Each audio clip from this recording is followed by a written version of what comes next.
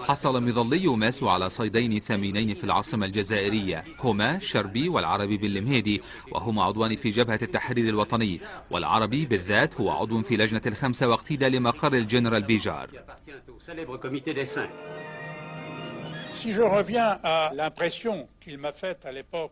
إذا حاولت استعادة الانطباع الذي تركه في نفسي العربي بن المهيدي بعدما ألقيت القبض عليه، وإذا استذكرت الليالي التي قضيناها نتحادث، فإنني أتمنى لو أن لي رئيسا مثل ذلك الرجل.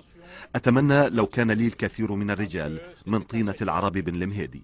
كان العربي بن المهيدي بطلا خارقا، كان هدوءه وسكينته واقتناعه بما يفعل مثيرا للانبهار. وعندما كنت أتحدث معه كنت أقول له: أنت قائد التمرد، وها أنت قد وقعت بين أيدينا، وانتهت معركة مدينة الجزائر، بل خسرتم حرب الجزائر كلها. فكان العربي بن المهيدي يرد: لا تصدق ذلك.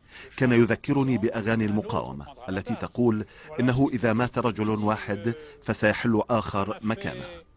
لقد آلمني فقد العربي بن المهيدي. كنت أعرف أنني لن أراه أبدا. سلمته إلى قيادة الأركان. جاء فريق خاص لاستلامه ليلا، فقدمت للعربي بن المهيدي التحية الشرفية بالرغم من أن القانون يمنع ذلك. لكن يجب عليك أن تعترف لخصمك بالشجاعة، فالعربي بن المهيدي كان رجلا عظيما. أنا الذي قدمت له تحية السلاح مع مفرزة صغيرة من الجيش، وبيجار أجاز ذلك. ثم اختفى العربي بن المهيدي، سلم إلى العدالة أو إلى معسكر للاعتقال. وعلمت من الصحافة وكتب التاريخ التي قرأتها أنه انتحر في زنزانته في 4 من مارس.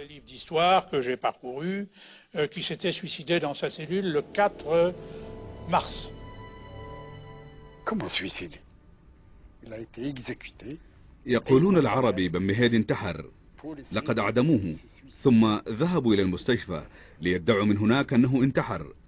لم يسر الأمر مثل ما اشتهوا، فكلفوا أوساريس بشنقه. ذهبوا به إلى مزرعة وشنقوه هناك، ثم ادعوا بأن العربي بن مهيدي انتحر.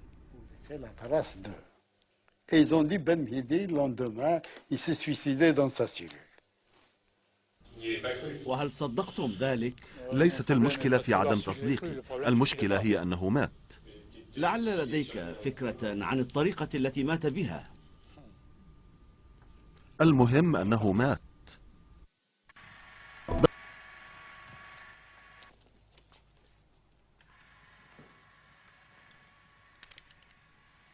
Bon, allez, les photographes, terminés. Monsieur Ben-Midi, ne trouvez-vous pas plutôt lâche d'utiliser les sacs et les couffins de vos femmes pour transporter vos bombes, ces bombes qui font tant de victimes innocentes?